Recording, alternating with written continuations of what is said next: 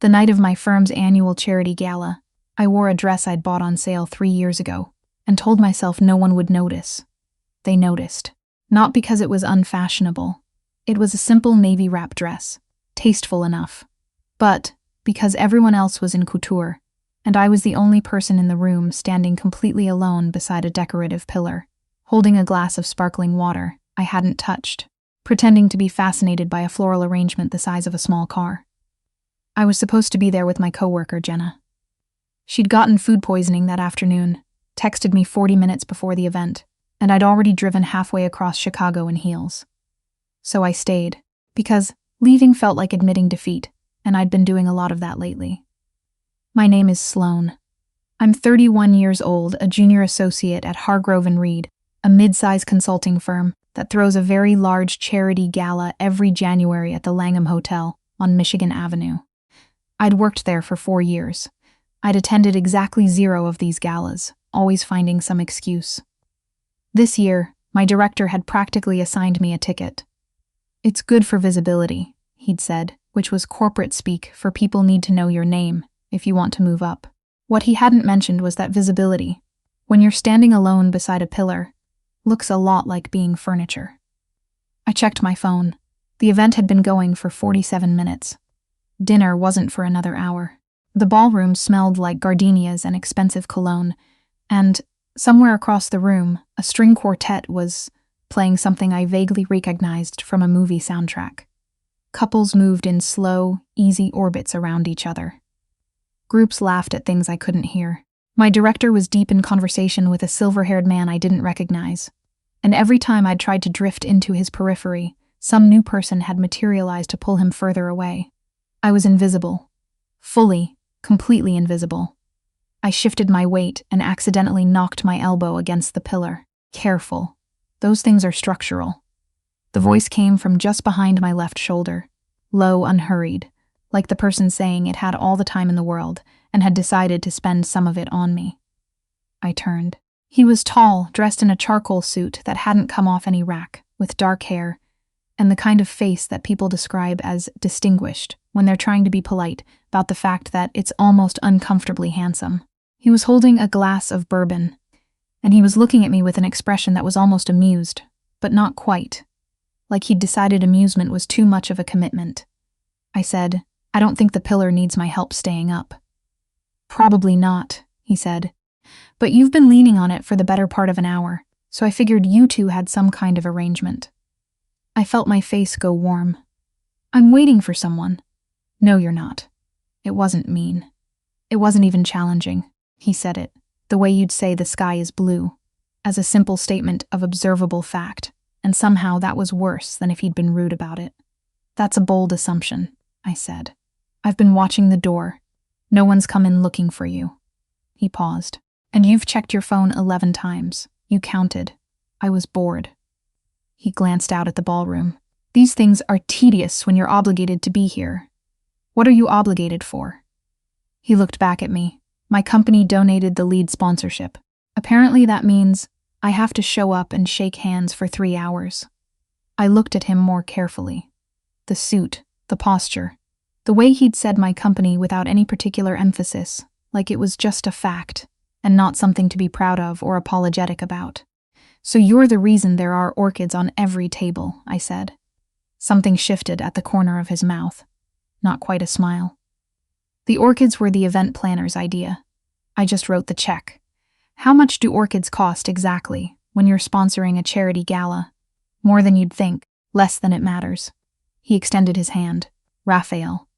I shook it. His grip was firm, brief, deliberate. "Sloane, are you always this honest with strangers, Sloane?" "I'm always this honest with everyone," I said. "It causes problems. I imagine it does." He finally, almost smiled. "I have a proposition for you."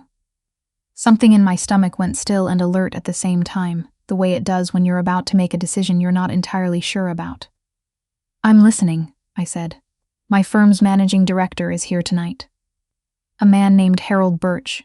He's 72, recently widowed, and he has very traditional ideas about what a serious businessman looks like at an event like this." He looked at me steadily. He's also the reason I've been navigating a complicated acquisition for the past 8 months that should have taken 3. What does that have to do with me? He keeps asking me why I came alone. A beat. Walk through dinner with me. Sit beside me. Act like you know me. One evening, and in exchange, I'll introduce you to anyone in this room you'd like to meet. I stared at him. You know my director, I said slowly. You know who I work for. I know Hargrove and Reed has been angling for a contract with my firm for 2 years, he said. I know your director would very much like an introduction to the right people, and I know that if I'm the one who brings you into that conversation, you won't be invisible anymore. The word landed like a small stone dropped into still water. Invisible. He'd seen it. He'd seen exactly what I'd been standing there feeling for the past hour, and he'd named it without flinching, and somehow that felt like the most intimate thing anyone had said to me in months. One evening, I said. One evening, he confirmed. You don't owe me anything after tonight. I'm not asking for your number.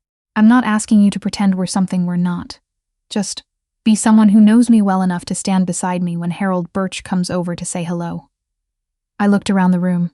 The string quartet, the orchids, my director, who still hadn't looked my way once.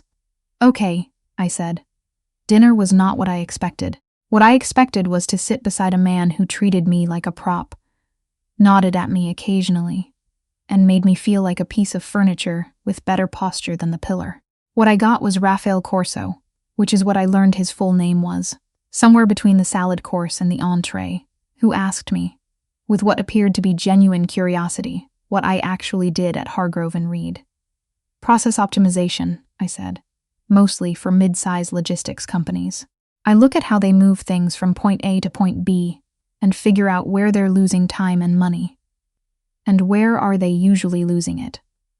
Communication gaps between departments that don't talk to each other, and legacy software that no one wants to update because the person who understood it retired in 2009. He made a sound that was halfway between a laugh and an acknowledgement. That's the same problem in every industry. Every single one, I agreed. What does your firm do? Commercial real estate development, primarily mixed-use urban projects. He picked up his fork. We build the buildings. You'd optimize what happens inside them. Are you hiring? He looked up. Joke, I said, mostly.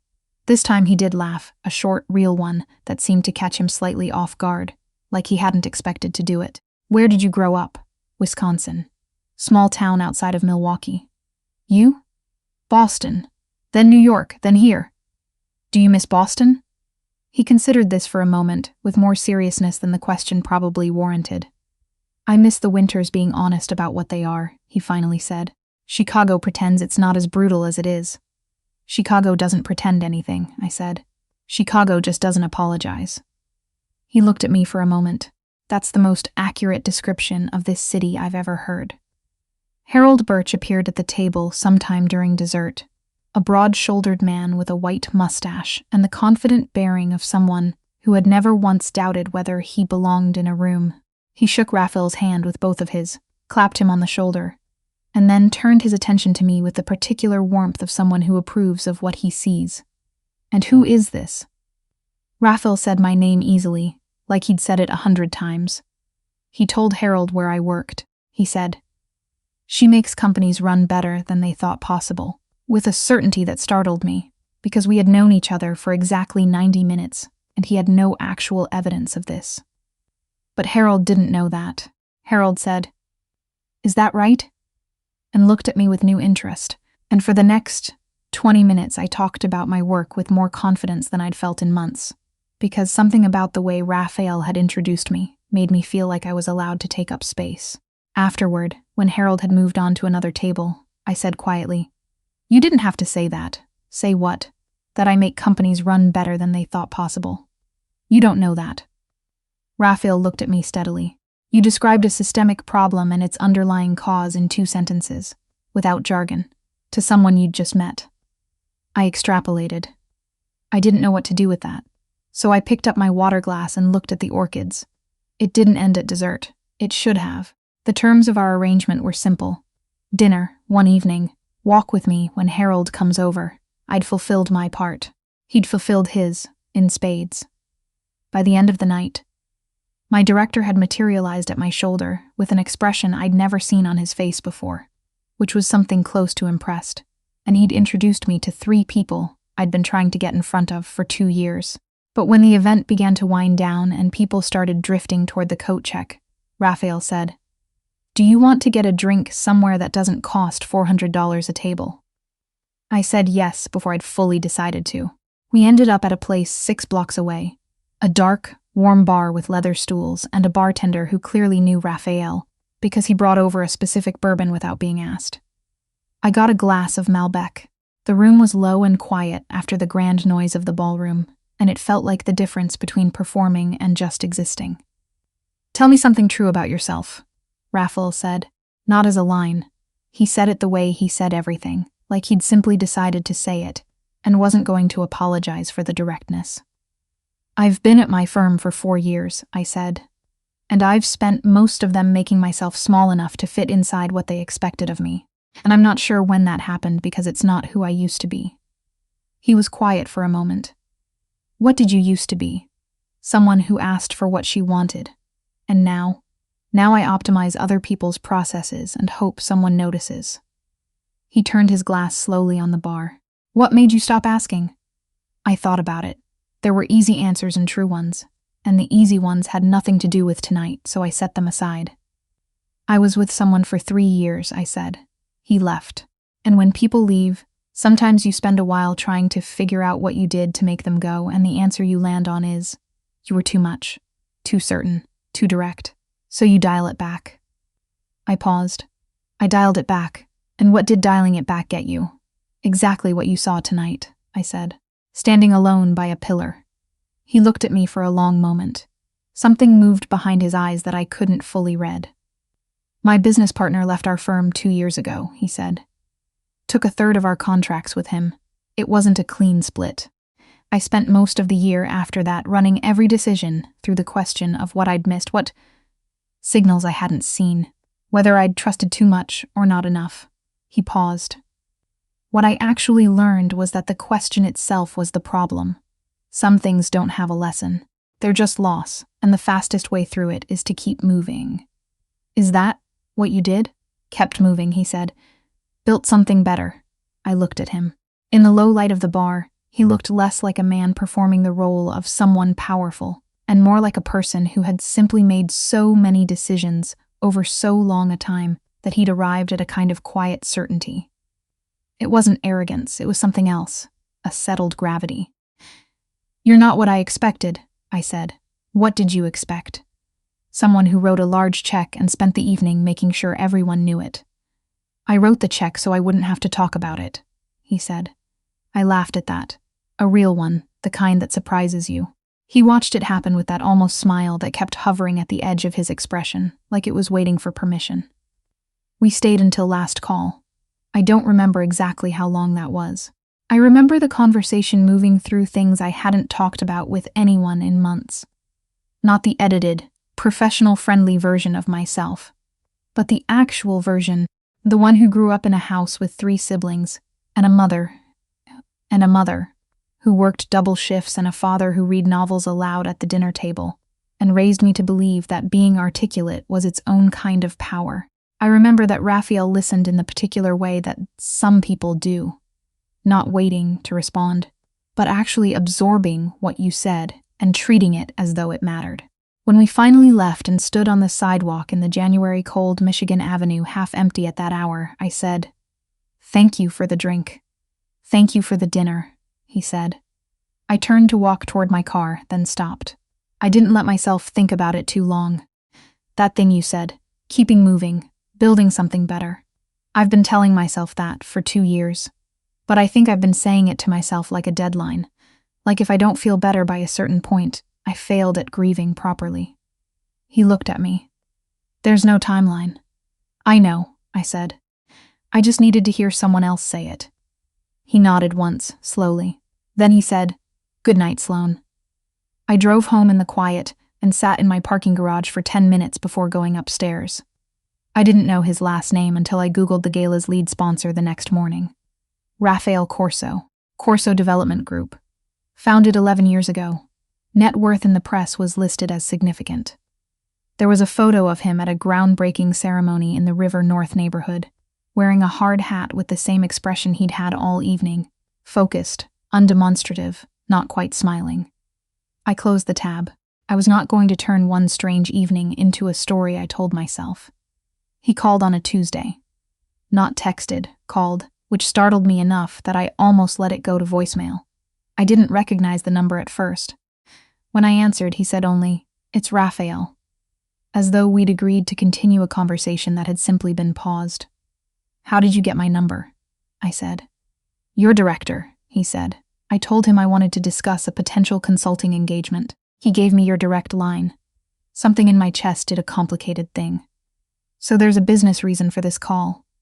"There could be," he said. "I do have a project that would benefit from your firm's expertise. That's not why I called." Silence. "Why did you call?" I said. "Because I had a better evening than I expected," he said, "and I thought you might want to have dinner. Not at a charity gala, somewhere that doesn't cost $400 a table." I should have said no, not because I didn't want to say yes, but because I had been very carefully rebuilding something in myself over the past 2 years, and the last thing I needed was to invest in a man whose world was so different from mine that the gap would become a problem. I knew how those stories ended. I'd read enough of them in the architecture of my own life. But I also remembered standing by that pillar. I remembered the way he'd said invisible, not unkindly, just clearly, like he saw it and wasn't going to pretend otherwise. And I thought about what it had felt like to spend an evening not being small. "Thursday," I said, "we went to a restaurant in Lincoln Park, a small Italian place with no dress code, and a menu written on a chalkboard, and a pasta that I still think about when I'm having a bad day. Dinner turned into a walk along the lakefront, even though it was 23 degrees, because neither of us was ready for the evening to stop, and the cold didn't seem like a good enough reason. Then dinner again, 2 weeks later. Then a Saturday afternoon at the Art Institute, standing in front of a Hopper painting while Raphael said very quietly, "He always puts people in rooms like they're waiting for something that isn't coming." And I felt the sentence land somewhere in my chest and stay there. I told my roommate, Price, who is, for the record, deeply unimpressed by wealth in any form, and therefore the correct person to tell about this, and she said, "Do you like him?" "Yes," I said. "Not his money, not his connections, not what it felt like to be seen by him at a party where you felt invisible. Do you like him?" I thought about the Hopper painting.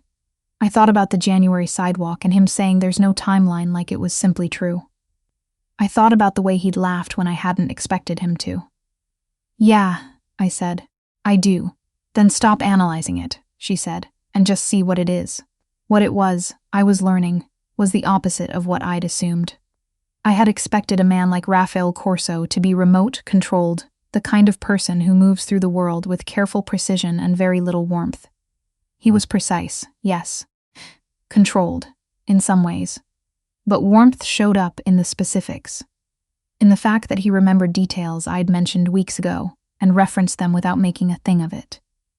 In the way he asked follow-up questions that made it clear he'd actually listened. In the particular attention he paid to things that mattered to me, even when they didn't, obviously, intersect with his world.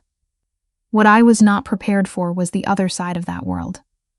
It emerged gradually, the way things do when someone trusts you enough to stop being careful. The acquisition he'd mentioned at the gala, the one stalled by Harold Birch's conservatism, had a complication that went beyond business. The property in question was tied up in a dispute involving a former associate of his, a man named Gregor Stanton, who had helped build Corso Development in its early years, and then spent the subsequent decade trying to dismantle everything Raphael had built in his absence. "Why?" I asked, when he told me this. On an evening in March, when we were sitting in his apartment, on the 43rd floor of a building he'd developed in the West Loop, the city spread out below us like a circuit board lit from within. "Because I didn't ask him to stay," Raphael said. "And he considers that a rejection. That's not a business reason." "No." He was quiet for a moment. "Stanton is not primarily motivated by business reasons." I looked at the city. "Is he dangerous?" Raphael considered his answer with the careful deliberateness he brought to things he wanted to be honest about. "He has significant legal and financial resources," he said. He uses them aggressively. He's been trying to obstruct my permits in 3 different projects for the past 18 months. And you're not worried. I didn't say that. He looked at me. I said he uses resources. So do I. I sat with that for a moment. There was something underneath it I wasn't entirely sure how to locate. Not menace, exactly, but a kind of gravity that went beyond ordinary business strategy. A world in which the stakes of getting things wrong were larger than I was used to. You should know this, he said, because it means that being around me comes with a certain level of exposure. I'm not going to pretend otherwise. I turned to look at him. Is that why you're telling me? I'm telling you because I don't want you to find out some other way and feel like I kept it from you. How much does it actually affect me, day to day? He held my gaze. Probably very little, but I want you to have accurate information, not a comfortable version of it. I thought about that for a long time after I got home. I thought about it in the practical, systematic way I think about most things.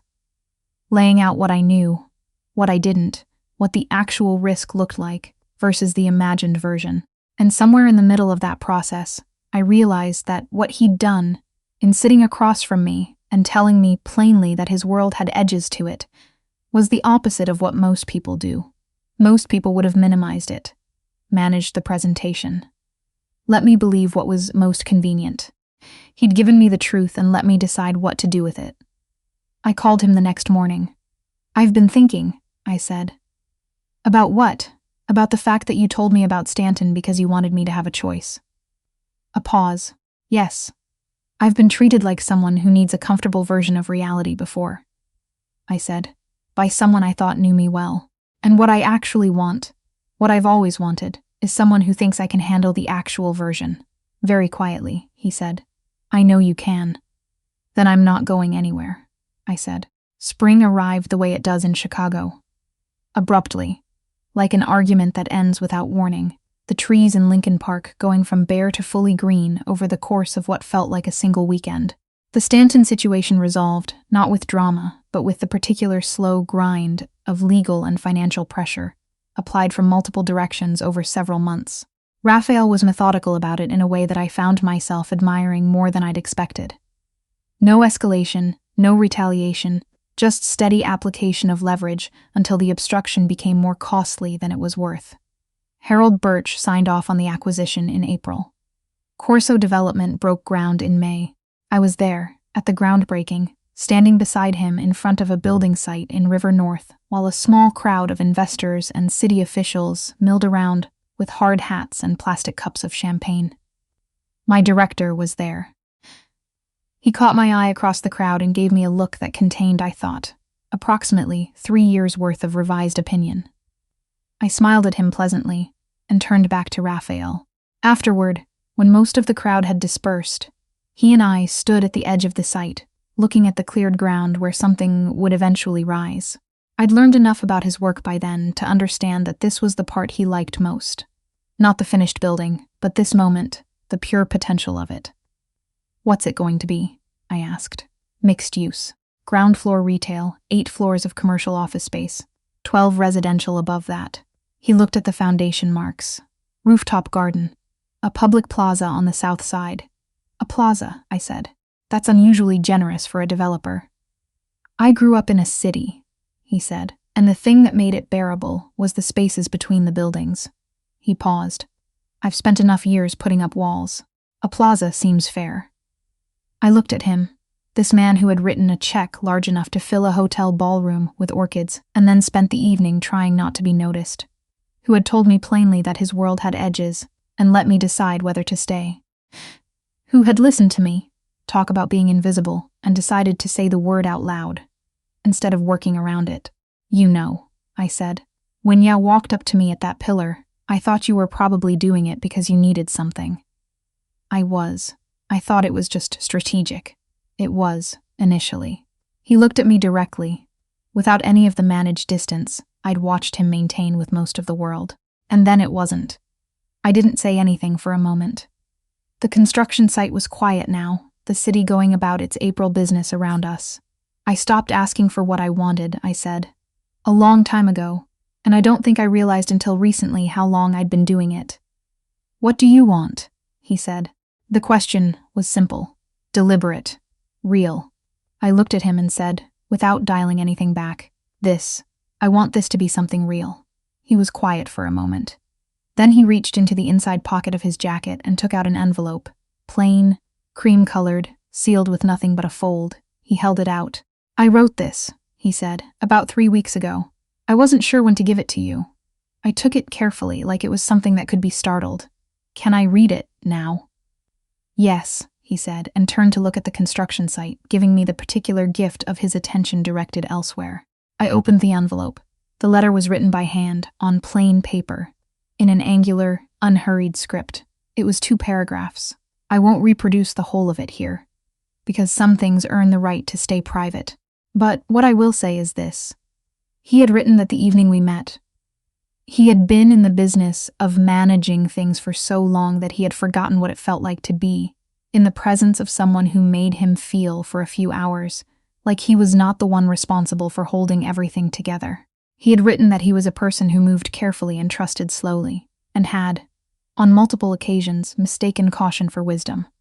And he had written that the thing he wanted, which he had not let himself want in longer than he could clearly account for, was exactly what I had just said.